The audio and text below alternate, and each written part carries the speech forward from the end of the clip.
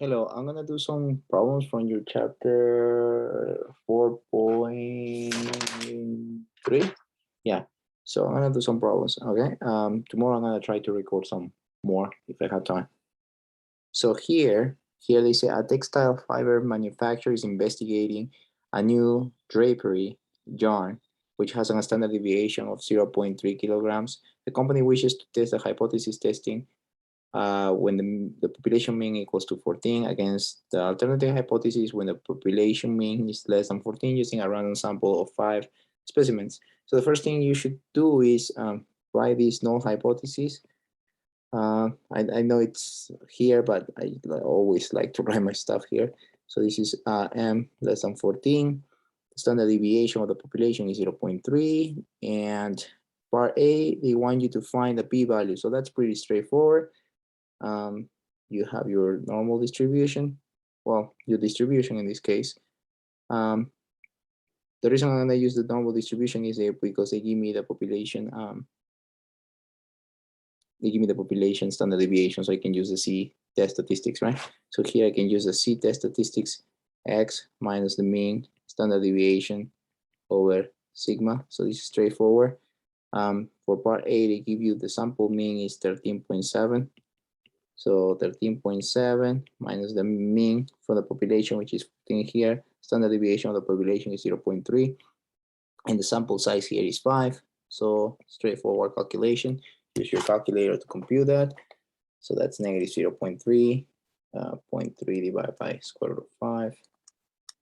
Negative 0.3 divided by this value, you should get negative 2.24. So this is the critical value in this case, right? Negative 2.24.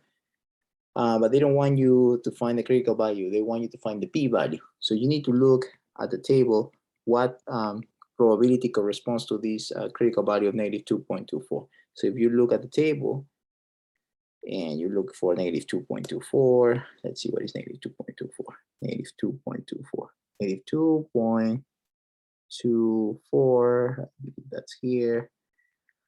And I get 0.0126. So 0.0126, 0.0126. So that's the p-value, right? Easy. So that's part A. Part B. Part B, they're asking you find B, beta, right? The probability of type 2 error. So beta equals the probability of fail to reject. You should know that by now. Fail to reject when it's false, right? Given that the mean is 13.5.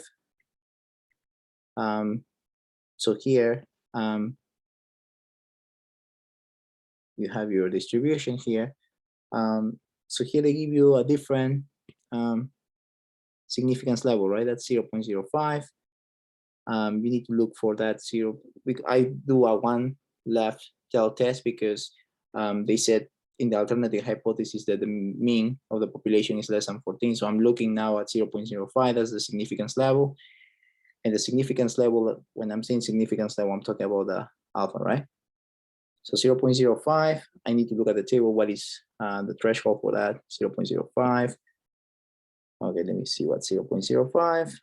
I already know what it is, but I just want to make sure that you know also what it is. So 0.05, that's here, right? Yeah, that's here. So that's negative 1.65, as you can see, negative 1.6 and 0.05, right? Assuming that you add in these numbers, that's what it is, negative 1.65. So negative 1.65 is the threshold, but you, when they're giving you this part, when they're asking you for the beta, you need to work in terms of the mean, of the sample mean, population mean. So in this case, I have negative 1.65 from here from the table, right?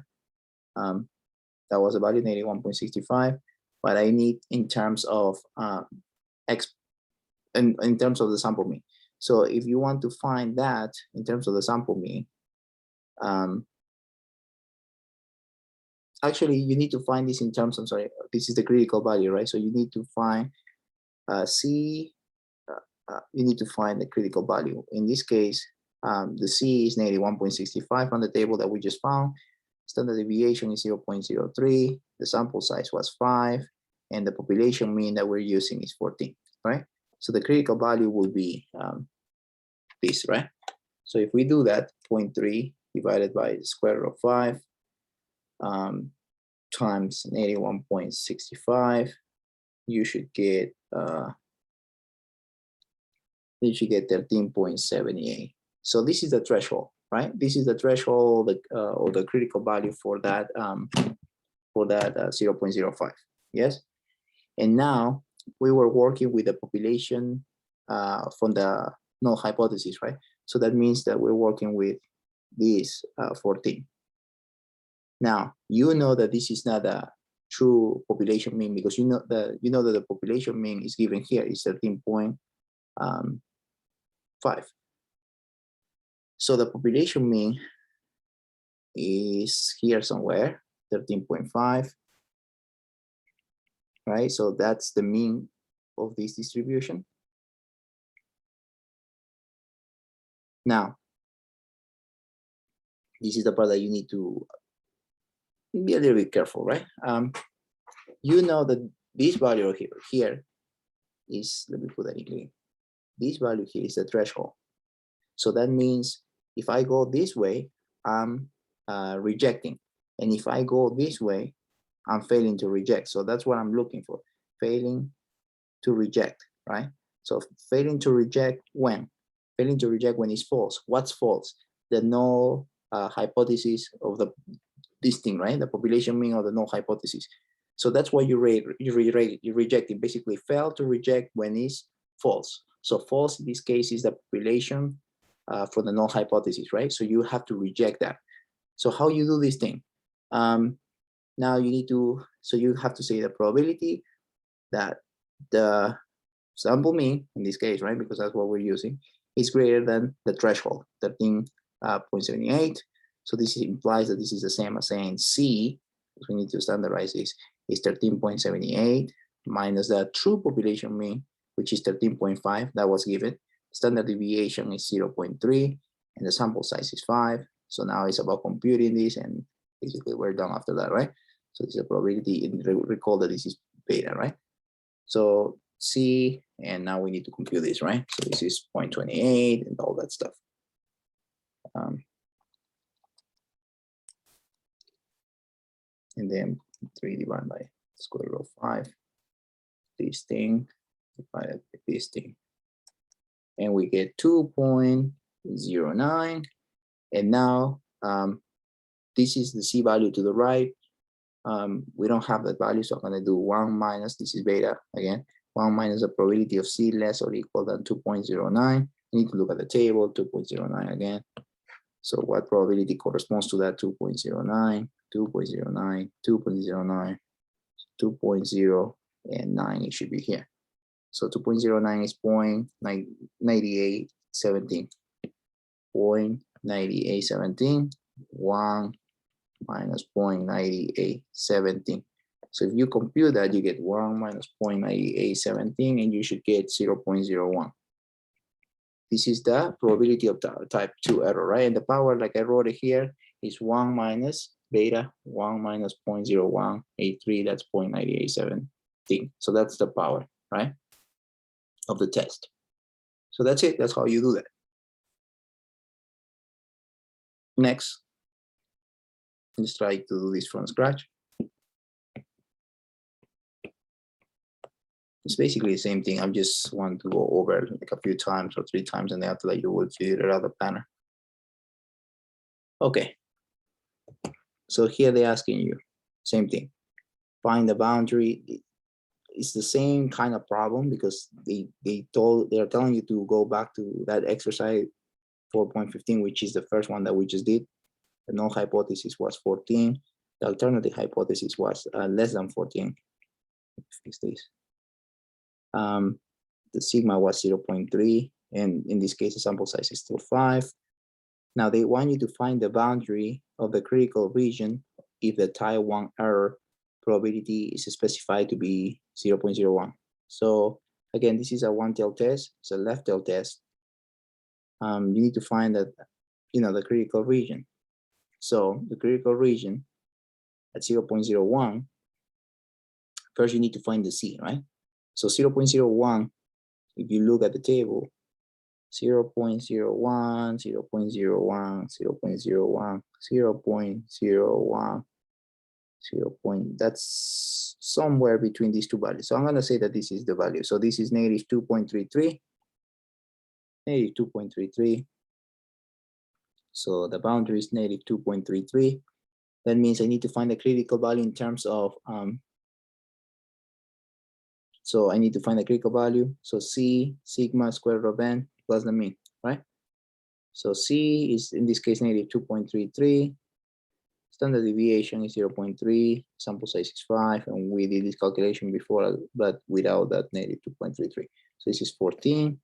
If you compute this, you should get 0.3 divided by the square root of 5 times negative 2.33 plus 14, and you get 13.69. So that's the critical value, and you're done. That's what they want, right? So the critical value is 13.69. So instead of 2.33, you can put 13.69. Meaning, if you fall within this region, which is the rejection region, you can say that you can also be the probability of a type 1 error, right? The probability of rejecting a true null hypothesis. So that's what this means. Now, B. So that was A. Again, beta. Beta is the probability of fail to reject when it's fail to reject, given that the mean is 13.5, right? Okay, very simple. Now, what you need to do is same thing, right? Like we did before. So you have the critical value here, so you save some time here, so you can just copy and paste this thing basically. So you have that. You know that the null hypothesis for this distribution is 14, and you know that the true null hypothesis is 13.5. So that's to the left of your threshold. So this is 13.5. Now, just recall that we're failing to reject. So if we go to the left, we're not failing to reject, we're rejecting. So we have to go to the right, right? Failing to reject when it's false. Why is false? Because that null hypothesis, the mean is false. It's 14, and the actual mean is right here, it's 13.5. So what we need to do is say we need the probability of X bar greater than 13.69, meaning that the probability of C less than, the probability of C greater than 13.69 minus 13.5 divided by the sample, by the population standard deviation and square root of 5. So if you do that, you can compute this, right? So 13.69 minus 13.5, 0.3 divided by root 5, this divided by that, and you're done, right? Basically, you get 1.42. Now table, right? Probability of C greater than 1.42. We don't have that exactly, so we can say 1 minus the probability of C less than 1.42. Look at the table, 1.42, and you should get 1.42. That should be here. 1.42. The probability is 0.9222. Go back. So this is 1 minus 0.9222. If you compute that, you get your answer, right, for beta. So this is beta, 1 minus 0.9222. You get 0.0778. That power, therefore, is 1 minus beta, 1 minus 0.0788, whatever that is, right? So the power is 92.9222. Done. That's what they're asking you in this problem. It's not a big deal. I think you guys can get it. Now let's do more until you get the idea. So here they change the sample size, but everything else remains the same. So the null is 14, and the alternative is less than 14. sample size change, be careful with that. And they changed this. They want you to find the boundary of the critical region. So you need to find this again, right? So 0.05, look at the table, 0.05, 0.05, 0.05. That's here, 0.05, 0.05. That's here, negative 1.65 again, right? Yep, negative 1.65. Negative 1.65. But you need to write it in terms of, you know, in terms of critical value and this notation that they're using here. So C equals C sigma square root of n plus the mean. So C equals as negative 1.65. The standard deviation is the same here, 0.03. So 0.3 divided by, this case, the square root of 16 is just 4. To save some time, the mean is 14. So multiply this and get answer, right? 0.3 divided by 4 times negative 1.65 plus 14, you get 13.88. So that's a critical value, 13.88. Now, they want you, basically, they're asking you the same questions again and again. Again, fail to reject when it's false. Given that this is 13. Okay, so here, just the same distribution again. Now you need to put, what you need to put? You need to put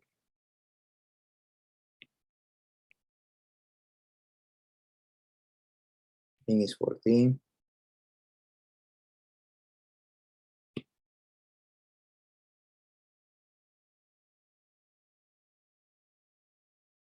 And 13, right? So 13, the true null hypothesis, I'm sorry, the true mean, the true population mean is 13. So that's here, maybe somewhere around here. This has its own distribution. Like this. I'm sorry, I'm terrible right now. Okay, and they're asking you to fail to reject. So you know rejection is to the left, non-rejection is to the right. So that implies that you just need to do fail to reject is to the right, and fail to reject a false null hypothesis, which is 14 from the null, the population mean from the null. And now we just compute, right? The probability of X bar greater or equal than 13.88. This is the probability of C greater than 13.88 minus the mean, which is 14. Sigma is 0.3, and the population standard deviation is 4.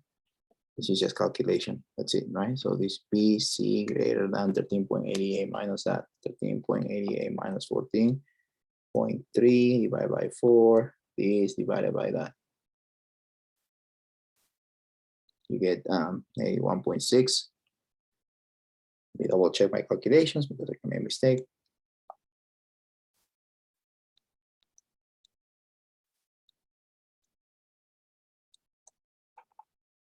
Okay, and this is beta. So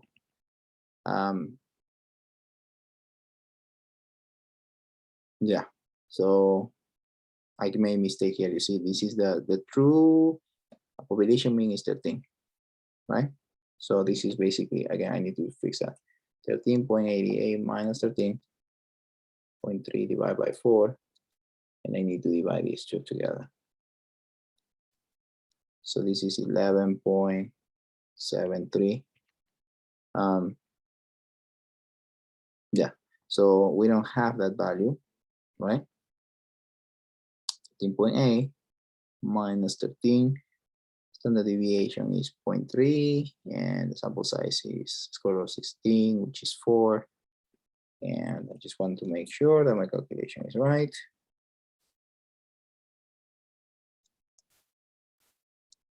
Yep, that's right. So now this is 1 minus the probability of C less or equal than 1.73. 11.73 is a big number, so this is close. It's 1 basically. 1 minus 1 is 0. So the probability of type 2 error is 0, so the power is 1 minus beta, or 1 minus 0, which is 1. Okay, so that's the power. So that's the end of the problem. Next question. This is a little bit more involved, I think. Okay. So here they're asking you, the heat evolved in calories per gram of a cement mixture is approximately normally distributed. So they're telling you this normally distributed. The mean is thought to be, okay, so they give you that. So they give you the null hypothesis and the alternative hypothesis, and they give you the sample size. So if the rejection region, so that's part A, you can put A here. If part A, the rejection region is 98.5. If it's less than that, and the other side is 101.5, just recall that this is a two-tail hypothesis testing, right? Because it says equal or not equal, so you know that that's the two-tail hypothesis testing, right? Now, what's the question?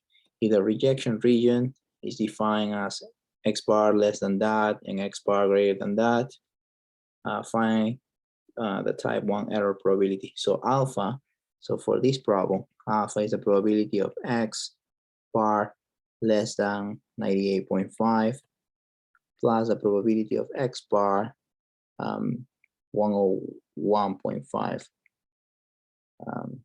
greater than that, right? So that's when we reject this thing. So if we standardize this, the probability of X bar, this C is less than 98.5 minus the population mean, which in this problem is given. The population mean is 100. So minus 100, sigma is 2, and the standard deviation is, I'm sorry, the square root of the sample size is 3.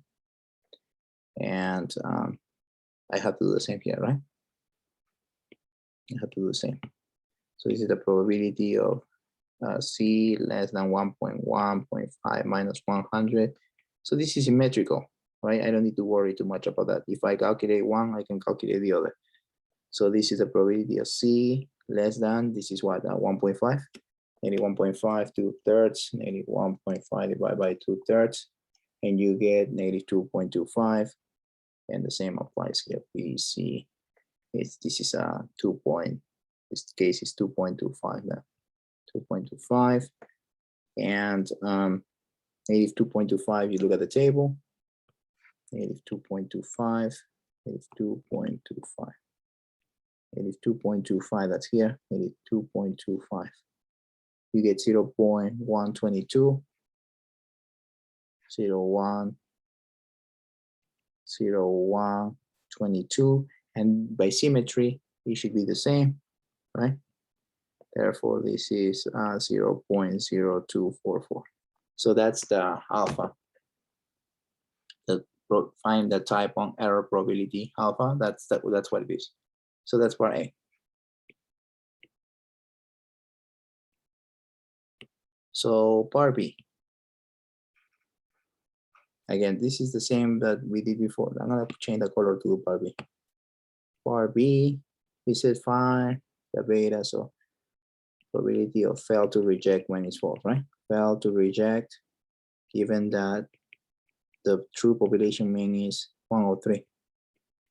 Okay, so I'm gonna copy and paste this thing because it's the same. Copy, paste. This is that distribution with that false, with a false population mean. And now we know that the true population mean is 103. So I'm gonna put that in here. 103, maybe somewhere around here. So this is, it has its own distribution, something like that. And this is here. Now the question is, this is the thresholds, right? But this part for 101.5 and this part for 98.5, if you're going in that direction, you're basically rejecting, right? Because you are in the critical regions, right? Now, you fail to reject if you go in this direction. because this way you're failing to reject, right? So that means that we need to find the probability of 98.5 less or equal than X bar less or equal than 1.5, because we need to find the probability of failing to reject a false population mean or a false null hypothesis, which in this case is 100, right? So now we need to compute. So B 98.5 minus the mean, the true mean, which is 103. Actually, I forgot something. C, sorry, 98.5 minus 103. This is C, and this is 101.5 minus 103. The population standard deviation is given here. Population standard deviation was 0.3. Actually, 2 was 2. So 2 divided by square root of, actually it's 3, right? Because it's 9. So 3, and this is the same, right? So this is the what we're getting so far. And sorry. So this is the probability. If you subtract that, you get that's 4.5, right? 4.5 divided by 2/3. Negative 4.5 divided by 2/3. You get negative 6.75. The C, and this one is 1.5. It is also negative. 105, yeah, 98 minus this, and this one minus that one. 101.5 minus 103 divided by 2/3, and you get negative 2.25. Now you compute the rest.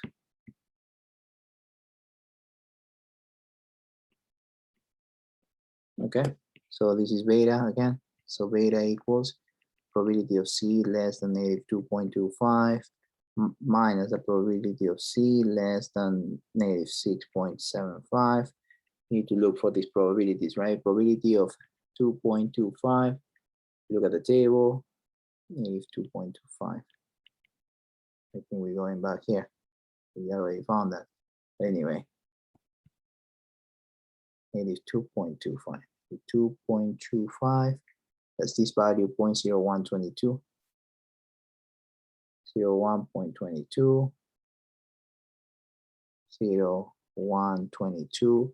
And this one is, oh, so if this is 0.012, you can think that this one is 0, right? So beta equals 0.0122. That means the power, I don't know if they're asking for the power here. That's it, right? Now, they're asking you, I think in part 3, a conceptual question, right? They said if beta, find beta for the case when the true mean here is 105. So if you notice here, you have 103 and 105. So that means the distance from the, from the from the null hypothesis population mean and the true mean, the distance is larger or greater, right? Therefore, they're asking you this value of B is smaller than the one found in part B. Yes, so the greater the distance from your null hypothesis population mean and your true population mean, the greater the probability of a type 2 error, basically. Okay. So what you need to do here in this part is you can calculate it, and you can just express what I just say, right? That's what you need to do. And actually, in your textbook, they mentioned this in this part. I think. Let me see if I have my slides here. There's a relationship between type 1 error and type 2 error. What is that stuff? Let me see. I have it here somewhere. Hold on one second. I think I passed already. Give me 1 second.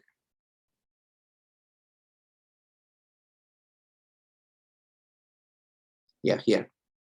So you see, this is the rejection region. It's kind of that problem that we just did, because that's a two-tail hypothesis test, right? And here, as you can see, the sample size 10, you start with alpha, the probability of type 1 error is 0.05. And here you have beta of 0.2643. But if you, as you can see, once this value decreases, the alpha, the other one increases. So there's a relationship between type 1 error and type 2 error, right? Or alpha and beta. So when one decreases, the other one increases. And that also depends on your sample size. Okay, or how far or how close you are to your actual parameter that you are trying to infer, right? For example, here you have 52. So 52 kind of, this value is close to this, right? That's when they started, right? But as you can see, as this value get farther, right, the beta increases, right? So you can see that.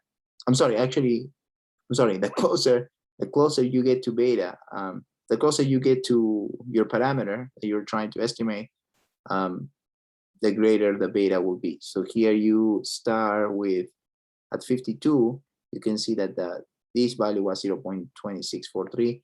And as you get closer to the actual value, right, this value increases.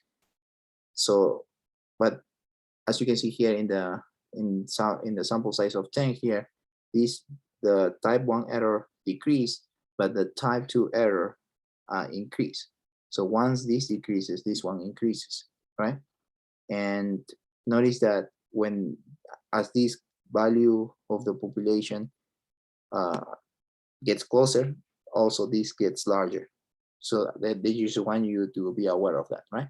Now, once you increase the sample size, let me erase that.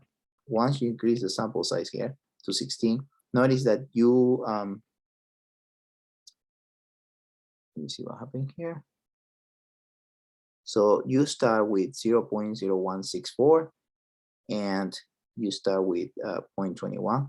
Now,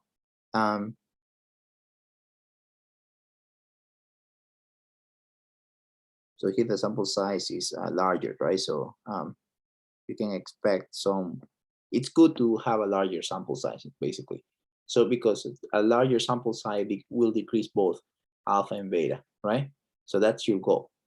But as beta gets closer to the parameter, then this value increases, right? Okay. A good rule of thumb is, use a fair large sample size, right? Like there's no